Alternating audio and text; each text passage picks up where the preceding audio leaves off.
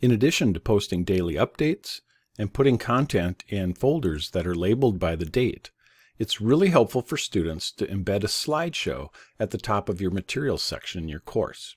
We'll take a look at how to do that. The first step is to design your slideshow in Google Slides. You can make this look however you want. This is where you can have some artistic freedom, but you may want a section for the date and the to-do items for the day. Once you have your slideshow created, you need to embed it into Schoology. In Schoology, click Add Materials and add a page. Give the page a name. At the top of the Contents section, I suggest you put some information about who you are and the best way to contact you. Schoology does not identify the teacher very well otherwise.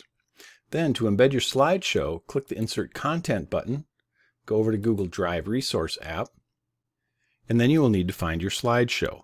You can search for it at the top, but here I've just opened it so it's already present at the top of my list.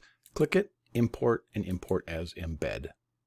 This embeds it in the page. I'm going to take out my extra space, and then one tip, click this little icon down here to display inline, and click Create. Here you can see my slideshow has displayed on the page. Now I'm going to click and drag this so it's at the top of my materials section. Now the first thing the students will see when they come into my class is this slideshow.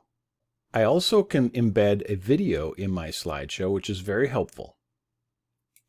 So if I go back to my slideshow, I have saved a video in my Google Drive. I will insert a video. When I click on Recent, here it is. I'll select it, and then that video will play right within my slideshow.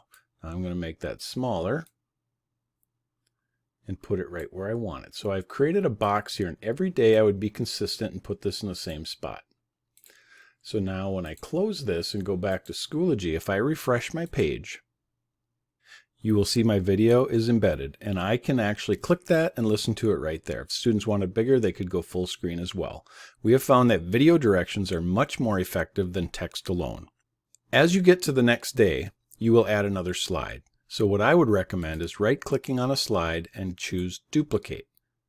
Then, for the top one, just change the date, update the content, and that will automatically update in your Schoology course. When I refresh, I will see the new version. Now it's November 17th. If a student misses a day, they can simply hit the button and go back to the previous day. It becomes an interactive slideshow for the student. They always have the directions they need. So one last tip. You may want to bookmark your Google Slideshow up on your bookmarks bar so you have quick access to it each day.